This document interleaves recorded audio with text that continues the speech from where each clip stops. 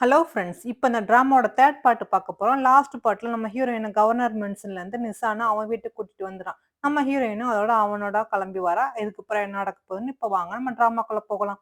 அதோட வீட்டுக்கு கூட்டிட்டு வந்து இதுதான் என் வீடு அப்படிங்கிற மாரி காட்டுனோனே, நம்ம ஹீரோயின் சுத்தி பார்த்துட்டு இது சூப்பரா இருக்கு அப்படிங்கிற மாரி சொன்னோனே, அதுக்கு அவனும் சொல்றான். ஆனா கவர்னர் மென்ஷன் மாரி இது ரொம்ப பெரிய இது இல்ல. இது சின்ன வீடு தான் அப்படிங்கிற மாரி சொன்னோனே, அதுக்கு நம்ம ஹீரோயின் பரவால்ல சின்னதா இருந்தா ரொம்ப அழகா இருக்கு அப்படிங்கிற மாரி நம்ம ஹீரோயின் சொல்ல, சரி நீங்க இங்கேயே ஸ்டே பண்ணிக்கிறீங்க அப்படிங்கிற மாரி அவனும் சொல்றான். இது உங்க ரூம்ல நான் வேணா வேற ரூம்ல தங்கிக்கிறேனே அப்படிங்கிற மாரி நம்ம ஹீரோயின் சொல்ல, அதுக்கு அவனும் சொல்றான், இல்ல, இல்ல இந்த வீட்ல வந்து ஒரே ஒரு ரூம் தான் இருக்குது. ஒண்ணும் பிரச்சனை இல்ல. நீ இங்கேயே ஸ்டே பண்ணிக்க. நான் வந்து லிவிங் ஹால்ல வந்து ஸ்டே பண்ணிக்கிறேன்னு சொல்லிட்டு, அவனும் அங்கருந்து போறான். நம்ம ஹீரோயின் அங்கருந்து போனதுலருந்து நம்ம ஹீரோக்கு மனசே தாங்கல. அவளையே பத்தி நெனச்சுக்கிட்டு இருக்கான். அந்த நேரம் பார்த்து ஜோஜோ சொல்றா, என் அண்ணன் அவள ரொம்ப விரும்புறான்னு நெனைக்கிறேன். நம்மள மாரி அவங்களும் சீக்கிரமா மேரேஜ் பண்ணிக்கிட்டா ரொம்ப நல்லா இருக்கும்ல அப்படிங்கிற மாரி சொன்னோனே, ஆனா நம்ம ஹீரோக்கு இது கேட்க கேட்க கொஞ்சம் கூட பிடிக்கவே இல்ல. அவனும் சரி எனக்கு கொஞ்சம் வேலை இருக்கு நான் வரேன் அப்படிங்கிற மாரி சொல்லிட்டு, அவனும் அங்கருந்து கிளம்பி போறான். அதே மாரி நம்ம ஹீரோயின் பாவம் தூக்கம் வராம அங்கிட்டும், இங்கிட்டுன்னு பெரண்டு பெரண்டு படுக்குறா. அவளுக்கு ஒரே ஹீரோ ஞாபகமாவே இருக்கு. அதே மாரி தான் நம்ம ஹீரோவுக்கும் நம்ம ஹீரோயின் ஞாபகமாவே இருக்குது. ஆனா வேற வழி இல்லாம தானே அவன் வந்து வீட்ட விட்டு அனுப்புனான். ஆனா அவளையே பத்தி நெனச்சுக்கிட்டு இருக்கான். அடுத்த நாள் காலையில பார்த்தா நம்ம சான் வந்து ஒரு விஷயத்த சொல்லிட்டு இருக்காங்க. அதாவது ஈஸ்ட் பக்கம் சில பெண்கள் வந்து குரோசரி திங்ஸ் வாங்கிட்டு வரும்போது மிஸ் ஆகிக்கிட்டே இருக்காங்க. தொடர்ந்து இந்த இது மாரி நடந்துகிட்டே இருக்கு நம்ம சிட்டில அப்படிங்கிற மாரி சொன்னா, அதுக்கு நம்ம ஹீரோவும் சரி இது யாரு என்ன பண்றாங்கன்னு விசாரி அந்த கிரைம வந்து நம்ம கண்டுபிடிக்கணும். இதோட ஹெட் யாருன்னு நமக்கு பார்க்கணும் அப்படிங்கிற மாரி ஹீரோவும் சொல்ல, அவன் சானும் சரி நான் இதெல்லாம் விசாரிச்சு பார்த்துட்டு உங்களுக்கு சொல்றேன் அப்படின்னு சொல்லிட்டு அவனும் அங்கருந்து கிளம்பி போறான். அதோட இங்கிட்டு கட் பண்ணி நம்ம ஹீரோயின காட்டுனா, நம்ம ஹீரோயினுக்காக அவன் பிரேக்ஃபாஸ்ட்லாம் செஞ்சுட்டு வந்திருக்கான் அந்த நிசா. ட்ரிங்க்ஸு அவளுக்கு பிடிச்சமான சாப்பாடுலாம் செஞ்சுக்கிட்டு, உனக்கு பிடிச்சமான சாப்பாடுலாம் செஞ்சிருக்கேன். இத சாப்பிடு அப்படிங்கிற மாரி சொன்னோனே, அவளும் ரசிச்சு சாப்பிட்டுக்கிட்டு இருக்கா நம்ம ஹீரோயின். அப்ப அவனும் தயங்கி தயங்கி ரூமாங்க நான் உன்ட்ட ரொம்ப நாளா ஒண்ணு சொல்லணும்னு நெனச்சேன் அப்படின்னு சொல்லிட்டு இருக்கும்போது, நம்ம ஹீரோயினுக்கு புரிஞ்சிருது. அவன் என்ன சொல்ல வரான்ட்டு. ஆனா அவளும் சொல்றா, "நீங்க எதுவும் சொல்ல வேண்டாம். நானும் உங்கள பார்த்ததுலருந்து உன்ட்ட சொல்லணும்னு நெனச்சுக்கிட்டு இருந்தேன். நீங்க எனக்கு ஃப்ரெண்டு மட்டும் இல்ல, என் அண்ணன் மாரி இருக்கீங்க." அப்படிங்கிற மாரி நம்ம ஹீரோயின் சொல்ல, "உடனே நீ என்ன சொல்ற?" அப்படிங்கிற மாரி அவனும் கொஞ்சம் அதிர்ச்சியா கேட்கிறான். ஆனா நம்ம ஹீரோயின், "நீங்க என்ன சொல்ல வரீங்கன்னு எனக்கு நல்லாவே புரிஞ்சிருச்சு. நீங்க வந்து எனக்கு ஒரு அண்ணனாவும், நல்ல ஃப்ரெண்டாவும் மட்டுமே இருந்தா நான் இங்க இருக்க முடியும். இல்லாட்டி நான் இங்க இருக்கிறது சரியா இருக்காது." அப்படின்னு நம்ம ஹீரோயினும் கட்டங்கரட்டா சொல்லிட்டு, "நான் இங்கேருந்து வரேன்." அப்படிங்கிற மாரி அவளும் எந்திரிச்சு போறா. ஆனா அவனும், "சரி, சரி நீ இங்கேருந்துலாம் போ வேண்டாம். நீ இங்கேயே இரு. நான் வந்து முடிஞ்ச அளவு உன்னோட நல்ல ஃப்ரெண்டா இருக்க முயற்சி பண்றேன்." அப்படிங்கிற மாரி நிசான்னு சொன்னோனே, நம்ம ஹீரோயின் அதோட சரி அப்படின்னு சொல்லிட்டு அந்த வீட்ல ஸ்டே பண்ண அவளும் ஒத்துக்கிறா. இங்க சான் வந்து நம்ம ஹீரோட்ட சொல்லிக்கிட்டு இருக்கான். "சார் உங்களுக்கு தெரியுமா ஈஸ்ட் பக்கம் தான லேடீஸ்லாம் மிஸ் ஆகிட்டு இருக்காங்கன்னு சொன்னேன். இப்ப அந்த ஈஸ்ட் பக்கம் தான் ரூமாங்க இருக்காங்க." அப்படின்னு சொன்னோனே, ஹீரோ "அது ஏன் இப்ப என்னட்ட சொல்றா?" அப்படிங்கிற மாரி. "இல்ல சார் ரூமாவும் அங்க தான் இருக்காங்க. அங்க தான் லேடீஸ்லாம் வந்து மிஸ் ஆகுறாங்களாம். அதனால நம்ம உடனே இத நடவடிக்கை எடுக்கணும்." அப்படிங்கிற மாரி சொன்னேன். நம்ம ஹீரோவும் சரி, சரி அத பத்தி பார்க்கலாம் அப்படிங்கிற மாரி சொன்னா, சானும் அங்கருந்து போறான். இங்க கட் பண்ணி இந்த நிசான காட்டுறாங்க. இவன் ஏதோ ஒரு பேப்பர வச்சுக்கிட்டு, "என்னை யாரும் கண்டுபிடிக்க முடியாது." அப்படிங்கிற மாரி ஏதோ பிளான் போட்டுக்கிட்டு இருக்கான். பார்க்கையிலே இவன் நல்லவன் மாரி தெரியல. அவனும் அந்த பேப்பர எரிச்சுக்கிட்டே, "நீங்க என்னதான் என்னைய புரிஞ்சுட்டாலும், என்னைய அவ்வளோ சீக்கிரம் என்னைய நெருங்க முடியாது." அப்படிங்கிற மாரி அப்படின்னு அவனும் சொல்லிக்கிட்டே இருக்கான். அவனோட நம்ம ஹீரோயின கூட்டிட்டு ஒரு பியூட்டி ஷாப்க்கு வந்திருக்கான். "உனக்கு பிடிச்ச கிரீம்லாம் வாங்கிக்க." அப்படிங்கிற மாரி. "உடனே இந்த கிரீம் நல்லாருக்கு. இதோட ஸ்மெல் நல்லாருக்கு." அப்படின்னு சொல்லிட்டு நம்ம ஹீரோயினுக்கு சில திங்ஸ்லாம் வாங்கி குடுக்குறான். ஆனா, அவன் கிரீம வந்து ஸ்மெல் பண்ணி பார்க்கும்போது, அந்த கிரீம் வந்து அவனோட நோஸ்ல ஒட்டிருது. நம்ம ஹீரோயின் பார்த்துட்டு, "இங்க பாருங்க நோஸ்ல உங்க கிரீம் ஒட்டியிருக்குன்ட்டு." அவளும் அத வந்து அப்படி தொடச்சு விட்டுக்கிட்டு இருக்கா. அந்த நேரம் பார்த்து நம்ம ஹீரோவும், அந்த ஜூஜூவும் அங்க வந்துறாங்க. நம்ம ஹீரோயின் அவன் நோஸ கிளீன் பண்ணிக்கிட்டு இருக்கிறத பார்த்துட்டு, நம்ம ஹீரோக்கு உள்ளுக்குள்ள அப்படியே பத்தி எரியுது. ஆனா ஜூஜூவும் பார்த்துட்டு, "அண்ணா நீ என்ன இங்க பண்ணிக்கிட்டு இருக்க?" அப்படிங்கிற மாரி கேட்டோனே, "ஒண்ணும் இல்ல இவளுக்கா சில பியூட்டி ப்ராடக்ட் வாங்க வந்தேன்." அப்படிங்கிற மாரி அவனும் சொல்ல, அதுக்கு நம்ம ஜூஜூவும் சொல்றா, "ஆமா எனக்கும் மேரேஜ் வருதுல்ல, அதுக்காகத்தான் நானும் சில திங்ஸ்லாம் வாங்க வந்தேன்னு" சொல்லிட்டு எல்லாரும் அவரவர் திங்ஸ் வாங்கிட்டு இருக்காங்க. நம்ம ஹீரோ வந்து நம்ம வேணும்னாலும் நம்ம ஹீரோயின கடுப்பேத்துறதுக்காக ஒரு லிப்டிக் எடுத்து அந்த ஜூஜுக்கு போட்டுவிட்டு, "இது எப்படி இருக்கு?" அப்படிங்கிற மாரி கேட்டோம்னா, ஜூஜுவும் நம்ம ஹீரோயின பார்த்து, "இந்த லிப்டிக் எப்படி இருக்கு?" அப்படிங்கிற மாரி கேட்கிறா. ஆனா நம்ம ஹீரோயினா ரொம்ப கடுப்பாயி, அப்படியே அவளுக்கு என்ன பண்றதுன்னு புரியாம, நல்லா தான் இருக்கு. அதுவும் இல்லாம ஹாங்லாம் வந்து செலக்ட் பண்ணிக்கிறாங்க. நிச்சயமா நல்லா இருக்கும்." அப்படிங்கிற மாரி நம்ம ஹீரோயின் சொல்லிட்டு, "சரி இங்கேருந்து போகலாம்." அப்படின்னு சொல்லிட்டு அவங்க 2 பேருமே அங்கருந்து போறாங்க. ஆனா, "இது நல்லா இருக்கா? இத நான் எடுத்துக்கவா?" அப்படிங்கிற மாரி ஜூஜு கேட்க, நம்ம ஹீரோவ "நீ எடுத்துக்க." அப்படிங்கிற மாரி சொல்றான். ஆனாலுமே அவன் நம்ம ஹீரோயின் சொன்ன பதில நெனச்சு அவனுக்கு ரொம்ப டென்ஷனா அந்த லிப்ஸ்டிக்கே அப்படியே உடைச்சுறான். அதே மாரி நிசானும் நம்ம ஹீரோயின கூட்டிட்டு வந்து ஒரு ஸ்ட்ரீட் ஃபுட் கடையில உட்கார வச்சுட்டு, "உனக்கு தேவையானதெல்லாம் ஆர்டர் பண்ணு. நான் உனக்காக ஜூஸ் வாங்கிட்டு வரேன்னு" சொல்லிட்டு அவனும் அங்கருந்து போறான். நம்ம ஹீரோயினும் சரின்னு சொல்லிட்டு நூடுல்ஸ்லாம் ஏதோ ஆர்டர் பண்ணிட்டு உட்கார்ந்துகிட்டு இருக்கா. இங்க சான் வேகமா வந்து நம்ம ஹீரோட்ட, "சார் கொஞ்சம் வெளிய வாங்க. உங்கட்ட கொஞ்சம் பர்சனலா பேசணும்." அப்படிங்கிற மாரி சொன்னோனே, நம்ம ஹீரோவும் "என்ன?" அப்படிங்கிற மாரி அவனும் வெளிய வரான். இங்க நிசானும் வந்து ஜூஸ் வாங்கிட்டு வந்து பார்த்தா, நம்ம ஹீரோயின காணோம். உடனே அங்குள்ள கடைக்காரர்ட்ட கேட்கறாங்க, "இங்க இருந்த பொண்ணு எங்கன்ட்டு?" "எனக்கு தெரியலையே. இங்க தான் உட்கார்ந்துகிட்டு இருந்துச்சு. எங்க போணுச்சுன்னு தெரியல." தெரியலேன்னு அவரும் சொல்ல, "உடனே எங்க போயிட்டு இருப்பா?" அப்படின்ட்டு அவன் தேடிக்கிட்டு இருக்கான். இங்க வெளிய வந்துருச்சான்னு சொன்னா, "சார் இப்பவும் ஒரு பொண்ணு மிஸ்ஸிங். ஆனா இப்பதான் நியூஸ் கிடைச்சுச்சு." அப்படின்னு சொல்லிக்கிட்டு இருக்கும்போது, பார்த்தா அங்க நிசாம் வேகமா வரான். "ரூமாங்க இங்க வந்தாளா? அவள திடீர்னு காணோம். நான் அவள சாப்பிடுறதுக்காக உட்கார வச்சுட்டு போனேன்." அப்படிங்கிற மாரி சொல்லிட்டு போவா. நம்ம ஹீரோவும் சரி இது உடனே விசாரி அவ எங்கேயும் மிஸ் ஆயிறக்கூடாதுன்னு சொல்லிட்டு, நம்ம ஹீரோவும் ஓடி வந்து பார்க்குறான் அந்த ஃபாஸ்ட் ஃபுட் கடையில. பார்த்தா அங்க ஒரு கிரீம் ஒட்டி இருக்குது. நம்ம ஹீரோயின் கையில வச்சிருந்த கிரீம் தான் அது.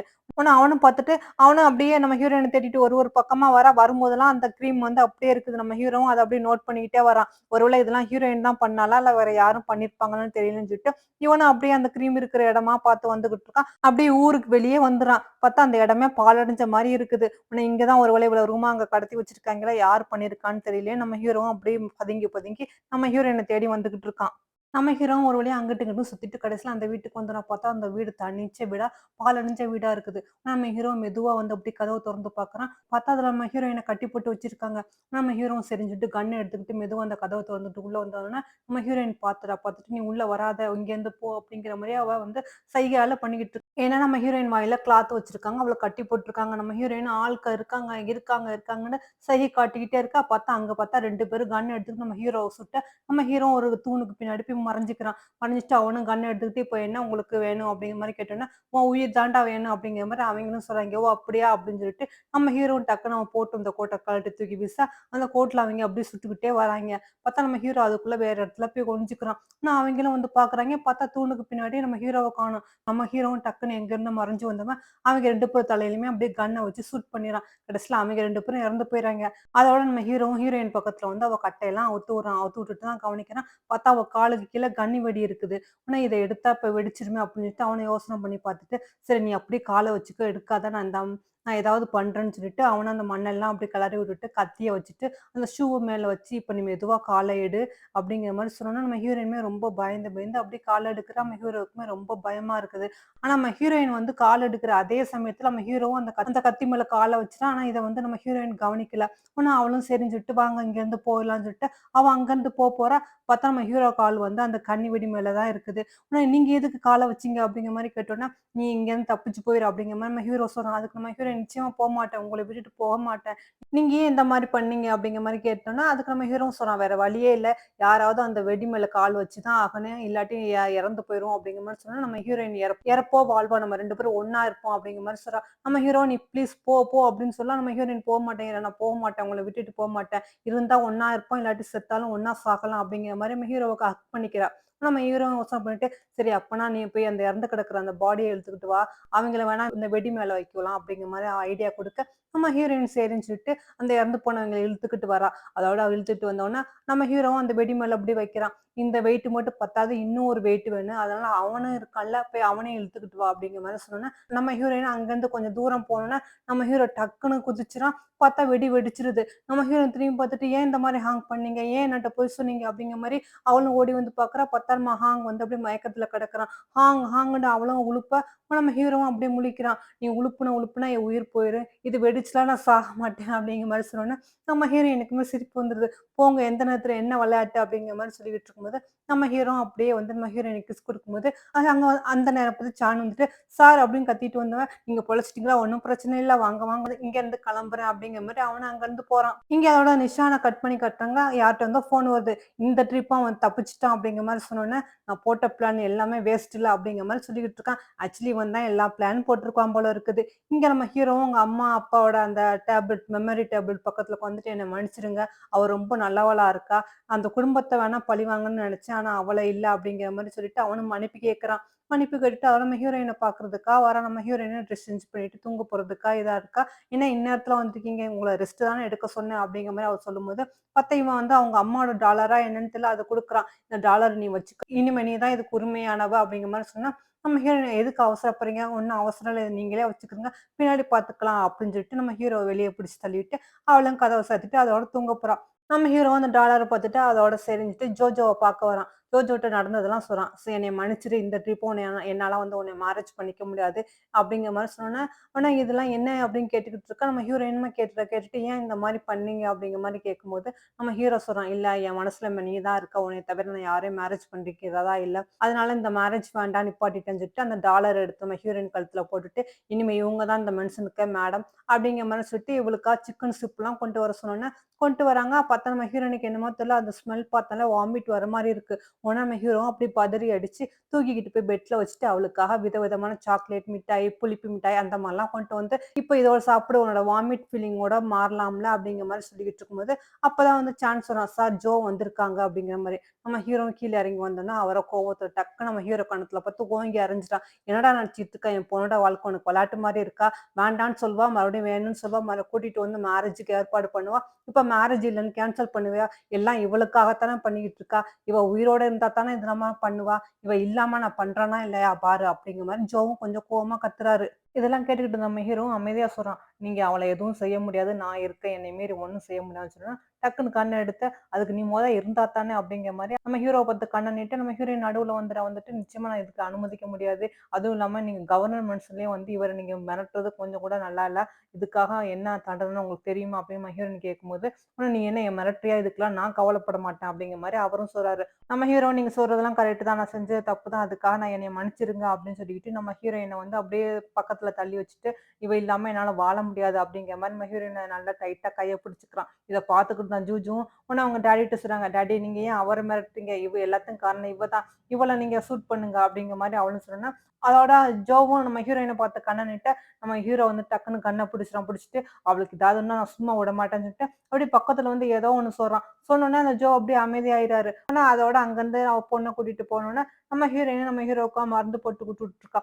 அப்ப கேட்கிறா, "அம்மா இந்த ஜோ காதுல நீங்க என்ன சொன்னீங்க? நீங்க சொன்னோனே அவர் அமைதியாயிட்டு போயிட்டாரே!" அப்படிங்கிற மாரி நம்ம ஹீரோயின் கேட்கிறா. அதுக்கு நம்ம ஹீரோவும், "அவருக்கா சில வெடி மருந்துகளும், பவரும் குடுக்குறேன்னு சொன்னேன். அத கேட்டுட்டு அந்த பவருக்கு ஆசைப்பட்டு அவர பொண்ண கூட்டிட்டு போயிட்டாரு." அப்படிங்கிற மாரி நம்ம ஹீரோவும் சொல்றான். நம்ம ஹீரோயின், "அப்படியா? எல்லாம் என்னால தானே சாரி" அப்படின்னு சொல்லும்போது, நம்ம ஹீரோ டக்குன்னு நம்ம ஹீரோயினுக்கு கிஸ் குடுக்குறான். ஆனா அவளும் இப்படி பார்த்துக்கிட்டு இருக்கா. "இனிமே நீ சாரி சொன்னாலும் சரி, தேங்க்ஸ் சொன்னாலும் சரி, நீ இப்படிதான் சொல்லணும். நான் குடுத்தேன்ல அந்த மாரி" அப்படின்னு சொல்லிட்டு நம்ம ஹீரோ அப்படியே ரொமான்டிக்கா நம்ம ஹீரோயின பேசிக்கிட்டு அப்படியே அழகா தூக்கிட்டு வரான். அதோட அவங்க 2 பேரும் அப்படியே அவங்களோட சந்தோஷமான லைஃப்ப அப்படியே ஸ்டார்ட் பண்றாங்க. அன்னையிலருந்து அவங்களோட லைஃப் ரொம்ப சந்தோஷமா போய்க்கிட்டு இருக்குது. அப்புறம் என்ன, ஒவ்வொரு நாளும் அவங்களுக்குள்ள ஒரு ரொமான்ஸ், சந்தோஷம், ஹாப்பி இப்படிதான் போய்க்கிட்டு இருக்கு. காதல் பொங்கி பொங்கி வழியுது. நம்ம ஹீரோ, "நான் இனிமே நீ ஏதாவது தப்பு பண்ணா நான் உனக்கு பனிஷ்மென்ட் தந்தாலும் சரி, ரிவார்ட்ஸ் குடுத்தாலும் சரி, எல்லாமே இப்படிதான் இருக்கும்" அப்படிங்கிற மாரி அவளுக்கு கிஸ் குடுக்குறான். "இதே மாரி தான் நீனும் பண்ணணும்" அப்படிங்கிற மாரி. அப்படின்னு சொல்லிட்டு நம்ம ஹீரோவும் அவள கூட்டிட்டு ஒவ்வொரு இடத்துக்கா போறாங்க. டான்ஸ், பார்ட்டி, ஷாப்பிங் அப்படிங்கிற மாரி எல்லா இடத்துக்கும் நல்லா ஜாலியா என்ஜாய் பண்ணிக்கிட்டு இருக்காங்க. அந்த மாரி டைம்ல தான் மிஸ் ஆன நம்ம ஹீரோயின பார்க்கறதுக்கா வீட்டுக்கு வரான். அவனோட திங்ஸ்லாம் அங்க வச்சுட்டு வந்துட்டா, இந்தா அப்படிங்கிற மாரி சொல்லி குடுத்துக்கிட்டு இருக்கும்போது, அங்க நம்ம ஹீரோ வரான். வந்துட்டு, "நீ எதுக்கு இங்க வந்த? நீ எதுக்கு இவளோட பேசிக்கிட்டு இருக்க?" அப்படிங்கிற மாரி சொல்லிட்டு, நம்ம ஹீரோயினும் தூக்கிட்டு அங்கருந்து போயிறான். இந்த மாரி டைம்ல தான் நம்ம ஹீரோயினுக்கு ஏதோ லெட்டர் வருது. நம்ம ஹீரோயின், "என்னது லெட்டரா? எனக்கா? எனக்கு யாரு குடுத்துருப்பா?" அப்படின்னு பார்க்குறா. பார்த்தா அத பார்த்தோனே அப்படியே அதிர்ச்சி ஆயிரா. அப்படியே அந்த லெட்டர்ல என்ன இருக்குன்னு தெரியல. ஒரு ஃபோட்டோவும் இருக்கு. ஆனா அத அப்படியே கீழ போட்டுறா.